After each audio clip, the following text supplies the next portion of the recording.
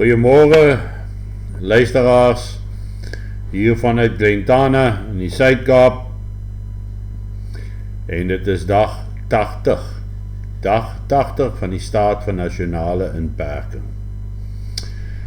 En uiteraard ook die 14de Junie, 'n Sondagoggend. Die afgelope paar dae was daar weer toenemend stemboodskappe, getikte boodskappe wat die omswerwinge maak en by almal opeindig en vir almal waarsku oor die potensiële gevaarlike situasie wat op die 16de kan uitbreek. Met ander woorde, geweld op groot skaal die nag van die 16de. Ek wil graag daarop antwoord, want ek kry geweldig baie navrae van mense oor die hele land, mense wat my kanaal luister, wat my radio-uitsendings luister, en wat my andersins op Facebook en orals volg. Ek het vanmiddag weer 'n oproep gehad van 'n man wat sê maar hy sit in die noorde van die land, sy vrou is hier ergens in die Karoo, en moet hy hierdie goed ernstig opneem, of moet hy dit nie ernstig opneem nie? Nou dis die vraag waarmee ons hier gekonfronteer word. Gaan ons dit ernstig vat, of gaan ons dit eenvoudig ignoreer? En dis die belangrike vraag. En dit is wat op die ou ende vir ons dikteer oor wat ons moet en nie moet nie. Nommer 1, het ons al baie gesê, moet jou nie steur aan ongegronde WhatsApp boodskappe wat rondgaan nie. 80% van die kere is dit vals nuus. In baie gevalle is dit ou nuus, goed wat lank terug gebeur het. In party gevalle is dit herhaling van die vorige jaar se situasies, want die 16de is jeugdag. Maar nou weet ons dat die 16de Junie 1900 was ook 'n belangrike dag in ons geskiedenis, want dis die dag toe Lord Roberts aangekondig het dat die Engelse die verskroeide aardebeleid gaan toepas. Dis die dag wat die eerste konsentrasiekampe in Suid-Afrika oopgemaak het, en ons weet hoeveel duisende Afrikaner vroue en kinders was aangehou in die konsentrasiekampe en hoeveel het daar gesterf.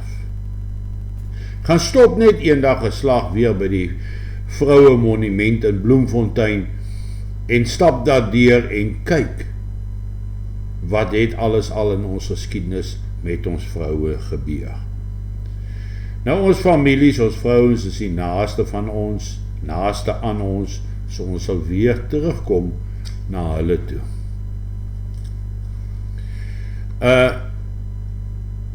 Maar ten spyte van die feit dat daar so baie vals nuus in die omtrek is en wat gesirkuleer word, moet ons tog gaan kyk na wat is veranderde goed.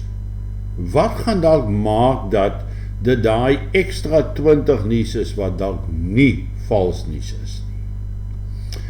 Wat is dan met ander woorde vir ons gevegsaanduidings in hierdie situasie?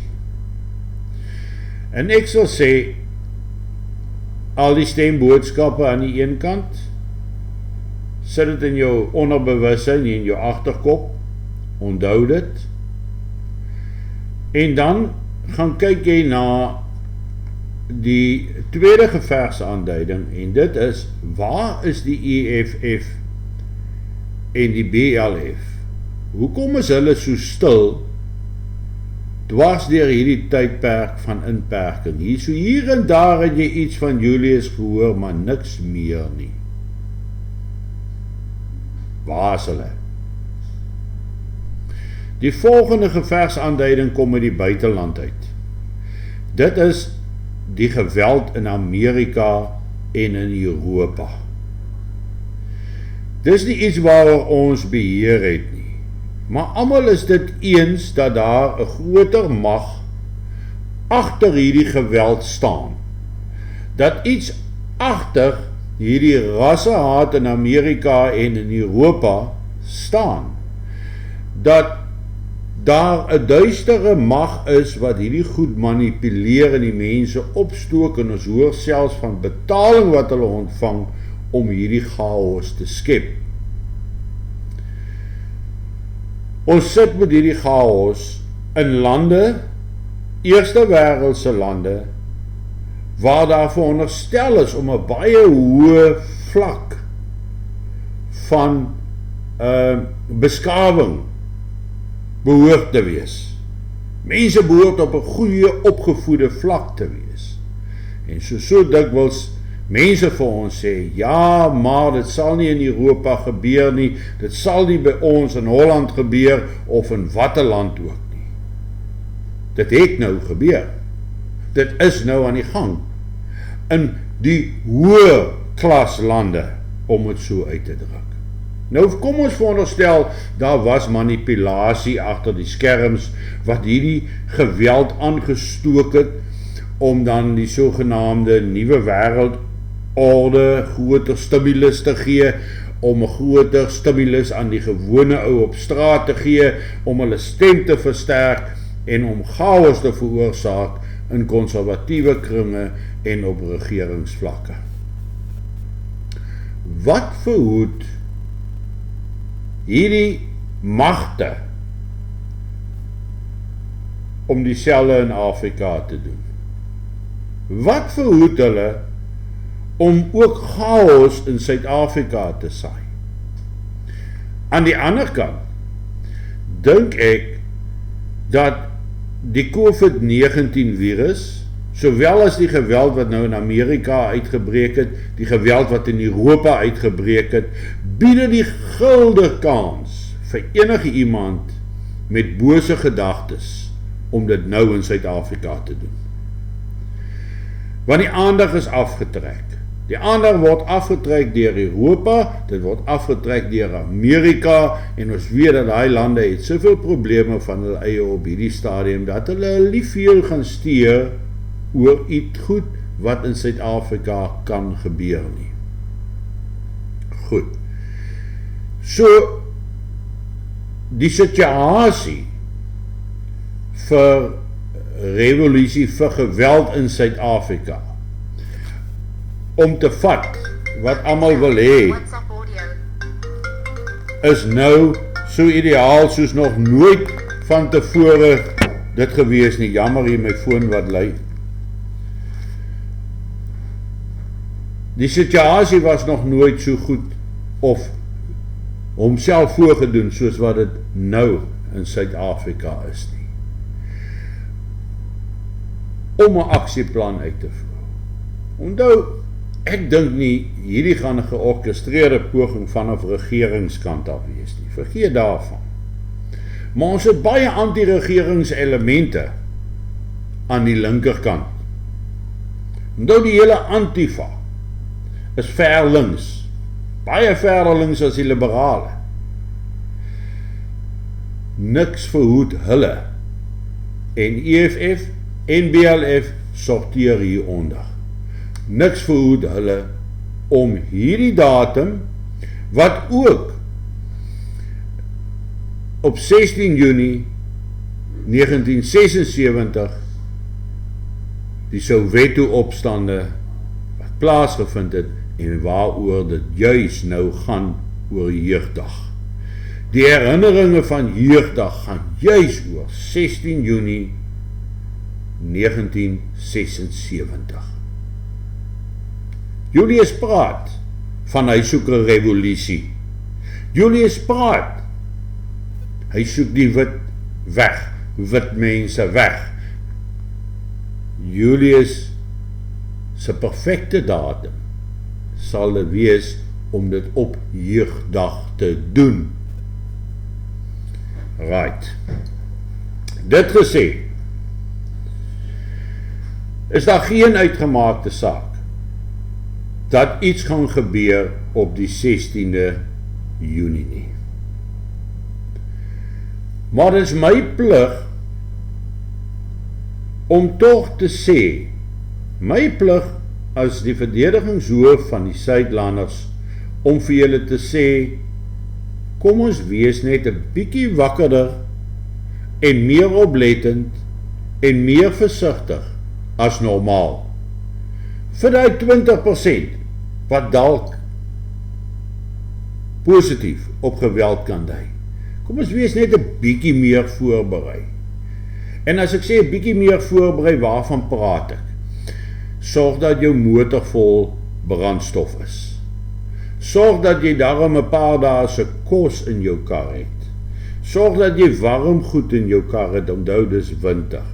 En sorg dat jy weet waarheen kan jy ry. Sou iets gebeur, klim in jou kar en kom in die platteland. Kom net uit die stede uit, vir 'n begin.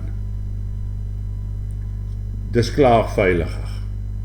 As die situasie dan sou vererger, dan beweeg jy verder na die middel van die land toe, meer in die lyn van die Vrystaat, die Groot Karoo, beweeg in daai rigting. Maar weet jy wat, as die situasie verbeter, dan gaan jy terug na jou huis toe. Jy het niks verloor nie. Sluit jou huis, klim in jou kar en ry as jy snaakse goed hoor, as jy skote in die nag hoor, as jy vreemde goed hoor, wat jou ontsteld maak, is my raad en advies. Klim in jou kar en ry en sorg dat jy water het en kos het en warm goed het. En kom net uit die stad uit. Dis die eerste ding. Dis ook belangrik om te onthou dat dis beter om in hierdie situasie versigtig te wees as ooroptimisties. Dis my verantwoordelikheid om vir jou te sê, wees bewus, sodat as iets sou skeefloop, jy voorbereid is. Daarom so 'n bietjie voorbereid is. En dis wat ek vir almal antwoord wat my bel, vir almal wat my kontak en vir my vra, wat is my mening of my opinie oor wat moontlik die 16de kan gebeur. Dan wil ek ook vir julle dadelik daarop antwoord, dat ons het 'n klein komitee wat alle inligting verwerk, dit by mekaar sit en probeer om antwoorde en oplossings en aanduidings te kry wat daarmee saamgaan.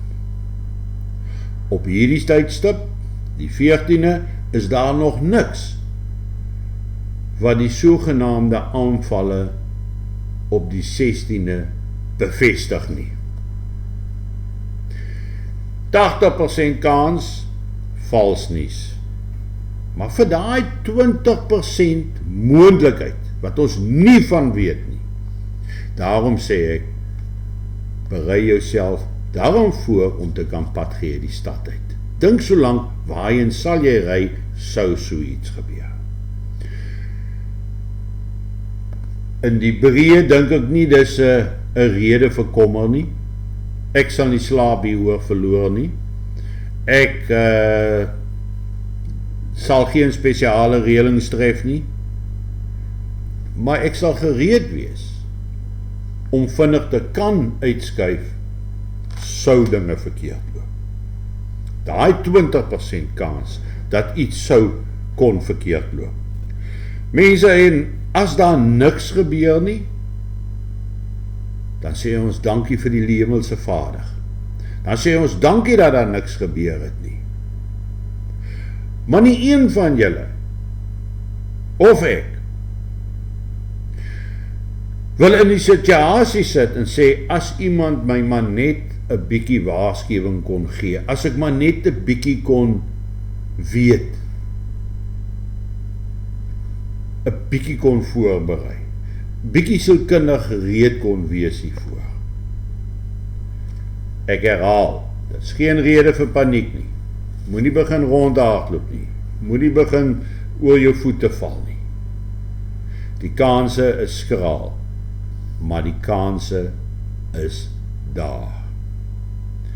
Ek en jy as verantwoordelike landsburgers, wat altyd luister, na wat almal sê, van regeringskant af, van die autoriteite af, kom ons luister hierdie keer ook net so klein bietjie, na mense wat op dieselfde vlak as jy is, en dis ek. Ek wil nie paniek saai nie, niks daarvan nie. Ek is die eerste een wat nêrens heen wil gaan nie. Ek geniet dit in die see, dis vir my lekker. Maar as dit sou gebeur, dan sal ek reg wees. Ek wil hê jy moet saam met my reg wees, as dit sou gebeur.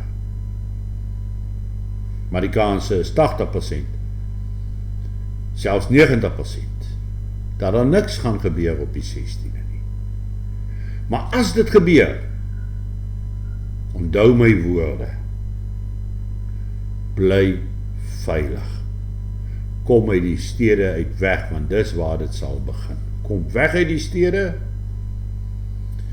As die situasie nie verbeter nie, gaan verder na die binneland toe. As daar niks gebeur het nie, gaan terug huis toe en gaan aan met jou lewe. Want die voordeel is, jy het nog jou lewe. Jy het nog dan jou lewe. Maar sou dit die 20% of die 10% wees wat waar word, en jy reageer nie, kan jy dalk jou lewe verloor, sou hierdie goed waar word. Ok, ek sluit af. Geniet jou kondensmelk koffie vir oggend, en moenie jou kop breek oor die 16de Dinsdag nie. Ons weet uit die verlede uit, ons weet uit die geskiedenis uit, dat daar niks gebeur het nie. Behalwe vir 16 Junie 1900, 16 Junie 1976, en dit kan beduidend wees op die 16e nou. Dis nie die virus nie. Maar mense, dink hieroor, ek jaag julle nie aan nie, ek sê nie vir julle wat julle moet doen nie, ek sê, slaap lig, slaap wakker, wees bewus. En as jy ons moet pad gee, as dit die ergste is, julle sal my daar in die middel van die land kry, ek sal daar wees. Mooi loop, sterk staan, sien môreoggend.